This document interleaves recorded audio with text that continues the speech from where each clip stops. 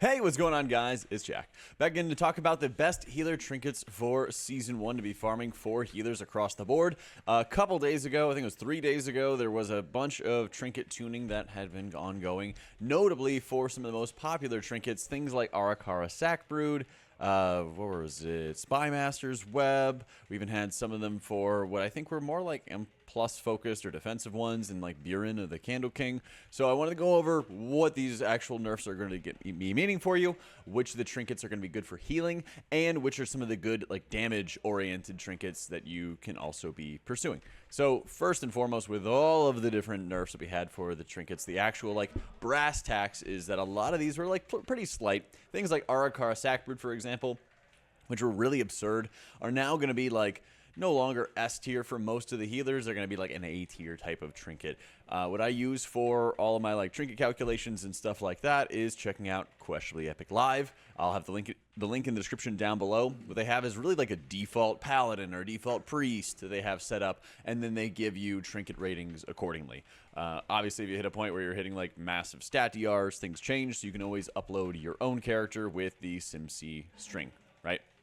So overall, for Paladins, they like Gale of Shadows, Nerub-ar Crystal, Changeling, Arakara Sackbrood, Creeping Coagulum, still very good. Overall, across the board, a lot of specs are pretty similar. Things like Shaman, for example, might care a little bit more about Changeling than they would about like Gale of Shadows, since like haste isn't as big of a priority. But as you can see, they're very, very like slight differences you have on hand. Mistweaver Monk, you know, still liking Gale of Shadows a little bit more than Changeling, but again, they're still both very, very good. Mistweaver's hunger for haste, of course, at the beginning of expansions is very much highlighted. Same thing with Holy Priest, even though they... Oh, sorry, I have this set to dungeons. There we go. Let me fix it up. I forgot there's also a dungeon tab at the top where, yeah, it would be insane to have Gale of Shadows with a high haste in a dungeon because Holy Priest would want that, but obviously in a key environment, not so much. Holy Priest is one of them that really cared a lot about Arakara. I think early on it was pretty heavily rated. Now it's dropped down a little bit, so it's not as insane as it was before, but Unbound Changeling, Creeping Coagulum, Nerub-ar Crystal, all absolutely freaking insane. The next three healers are all like more ramp-based healers, and these are the ones that are really caring a lot about Spymaster's Web. If you're not sure how this trinket works, it's flat mastery, and then as you are damaging enemies, this you can even just be having your dots on the target and stuff. It'll send reports, which will basically go to the target, come back to you, and you have a bunch of stacks. You can consume all the stacks on a 20-second cooldown, but usually what you want to end up doing is aligning this with a heavy output cooldown. For Druid, in a raid, it might be like Flourish. For Disc Priest, it would be Evangelism, right? As you can see, very, very insane trinket to be having for Disc Priest, far above the rest, followed again by Gale of Shadows, Changeling, right? Spymaster's Web, once again, for Evoker, really freaking insane. So how do you get all these trinkets? Where do you get them? Where do they matter? Spymaster's Web, you get from the Silken Court. This is the second to last boss out of the Nerub-ar Palace Raid. Gale of Shadows, you are getting from Grim Batol. Unbound Changeling, you're getting from Mists. It's off the first boss. And then Nerub-ar Crystal is coming from Dawnbreaker. Creeping Coagulum, this one is from the Bloodbound Horror. And then Arakara Sackbrood is from Arakara, right? So Creeping Coagulum is the other trinket that has a little bit of like work to it. Most of these are just, stat sticks that are very, you equip it and it does its thing. But actually, really quick note, Unbound Changeling changes with food. I think they actually talk about it in the comments onto this one. Yeah. So basically there's 4 different buffs and everything like that. So depending on the food that you eat, if you're eating, for example, like crit food, it'll turn into a crit buff. So even if your class likes to have like a feast, for example, for your usual buffs, if you're like a priest and you usually just eat the feast food anyway, well, just make sure ahead of time, if you're playing like Holy, you set it to crit or mastery. If you're playing Disc, you set it to haste by buying that haste food, eating in advance, setting its position, and then you can eat feasts and go on your merry way from there. Creeping Coagulum, like I was mentioning, this is the other raid trinket. So both the raid trinkets in Spymasters and in Creeping Coagulum actually have a little bit of gameplay to it. What Coagulum does is it actually reduces, kind of quote-unquote, your healing for a small period of time. So it's a minute and a half cooldown. And it takes that healing, redirects it into the Coagulum itself to feed it. And then once it's fed, it takes that healing, multiplies it basically. It bursts for even more output. And so you want it. This is a really good trinket both for raids and for M+. mainly in an M+ environment, this is going to kind of help and save you in those areas where there's huge damage that you need to like burst back from. But it gets even better if you know that that damage is going to be happening already, and so you can like pop it in advance, start feeding it, and then have it detonate at the time that you really need the extra output. So that's a huge area where it needs, you know, a little bit of help, a little bit of assistance to be able to blast huge amounts of healing, but it is absolutely fantastic. In a raid environment, when you have this trinket, you could basically pop this. I think some of the highest rated classes that really want it are Holy Priest, right? I don't believe there's a lot of other ones. Yeah, it's like not as insane, but like if you're playing, you know, Resto Shaman, or you're playing Holy Priest, or you know, you're playing Holy Paladin, you basically want to use this Creeping Coagulum trinket when you have other output cooldowns going on at the same time. Because ideally, you don't want to be taking forever to build up the coagulum healing and then have it like pop at an inopportune time or something along those lines. Usually there's enough damage going out in the raids themselves that like when you're popping a raid cooldown, you're popping Wings, you're popping Halo, Salvation, you know, you're using a Fat Cloudburst or something like that. Those are already good times to use the coagulum in tandem with those abilities, so that way you can have the burst, you can have the huge extra chunk of output on hand, and then, you know, you're going to be blasting tons of healing alongside of it. Keep in mind, I believe Spymaster's Web is still sorted for DPS drops. I think they fixed this for healers. I think that they actually made it so it can drop for healers now. I know they did for Mistweaver Monk, but again, I would double check across the board to make sure that is still going to be the case. I did get some questions for disc players asking me about Aberrant Spellforge, I think is what it's called. I think it's called Spellforge.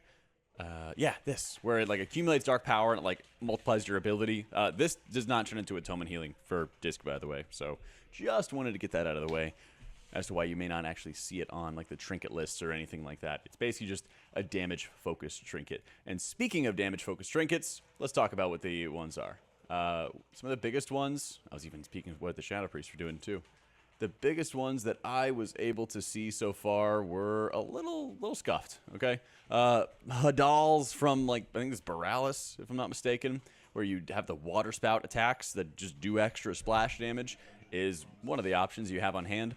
Keep in mind, healers specifically do less damage with these trinkets than they used to. I think it's like a 33% less damage that you're getting out of it. So what I would really advise as this M+ season starts is that you can have these in your bags, but I would be very cautious about busting them out early, because there's a lot of times where like the extra damage doesn't really make or break you chesting and not chesting these dungeons. So I wanted to link it because I know people always ask every season. I guess, thankfully, good thing that these trinkets are just kind of mediocre. Mad Queen's Mandate is from Queen Anzarek, and this is like the Munch trinket, where basically you find a target and then you use the 2-minute cooldown onto them, damages them, heals you, and then the cooldown gets reduced if you end up killing the target. This is just a really high-powered damage trinket, and it's really, really high damage onto one enemy. And so this can be excellent, especially as a healer in keys, when you want to like kill off a prio target and blast them really quickly while also keeping yourself healthy. That said, like I said, keep in mind that damage trinkets are going to be a little bit reduced for your own like personal damage. So having a specific reason, and I think that's a big reason why Mad Queen's Mandate is pretty good, to like kill off a prio target or focus a target down or do more boss damage, are really good reasons to run a damage trinket. But some of them that are kind of like Nautilus, where it's like, hey, a little bit of like random splash damage sometimes, are usually not as helpful for your team, unless it's like, I don't know, Necrotic Wake, where it's like make or break. You just do lots of damage, do big pulls, and if you shut down the mobs, there's no real damage to heal, right? I haven't had a chance to try the Satchel of Misbegotten Minions, but this was a little bit higher on some of the damage sims I saw for DPS players. Although, in general, most of them are preferring stat sticks. So it's an option. I believe this is dropping from Necrotic Wake, for just having your little minion go after your target and like detonate and explode for some additional damage. And then the last one I saw was Harvester's Edict, sending out the black blood, exploding for damage, splitting between all the enemies, and then intercepting the orb gives you mastery instead. So I don't really think this is going to be huge from like a healing perspective, especially trinkets where you have to like chase after them and hunt them down or something along those lines to actually get a buff, are usually not that good. But from like a damage perspective, it's another option that you can kind of have in your toolkit, especially when we get into some of the dungeons that are going to be more challenging for like lasering down very specific mobs. You'll kind of find in this incoming season, like Borealis will be really tough on the last boss, killing off the tentacles in time before the additional smashes, because you have these combos of like the tentacle smash as debuffs are coming out. So adding some extra damage to that one tentacle target is very good to have. Necrotic Wake is usually not too heavy in terms of the damage that it's dealing to the group relative to the War Within dungeons, but having like the Munch Trinket out of like Mad Queen's Mandate would be really good to use to like break the shield on the final boss, because the final boss puts up a shield and starts radiating damage, and that's basically the only time it really deals damage to your entire party. Otherwise, it just like throws bolts at the tank over and over again.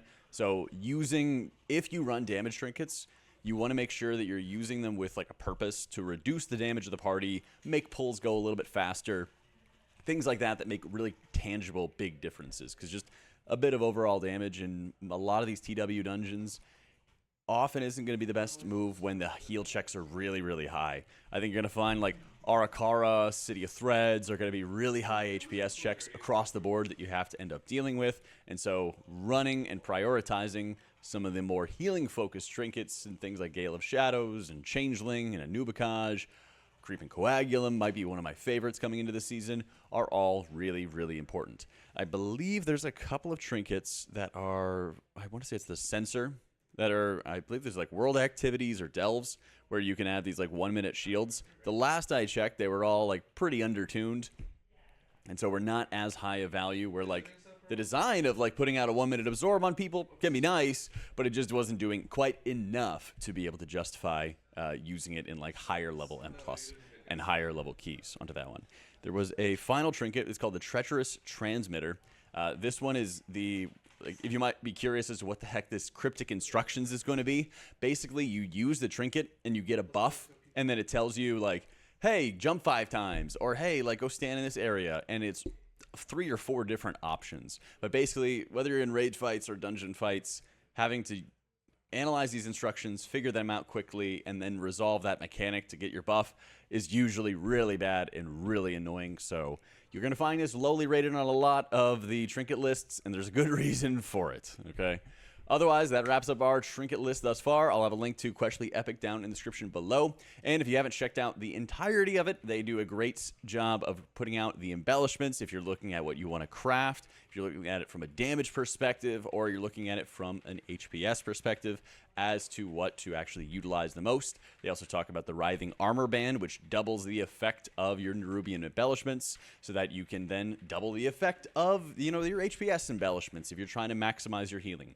You can upload like SimC profiles, find top gear, upgrade finder, quick compare of items. It can also help you sim or analyze as best you can out of your vault choices as well. So make sure you check it out. Volk does an incredible job with QuestionablyEpic, and it makes it incredibly easy to get everything you need when it comes to healers. So thank you so much for watching, guys. I hope you all enjoyed it, and if you're enjoying these quick update videos, be sure to subscribe and catch us on the Race to World First on Team Liquid stream. Thank you for watching, guys. Hope you all enjoyed it, and I'll catch you all next time.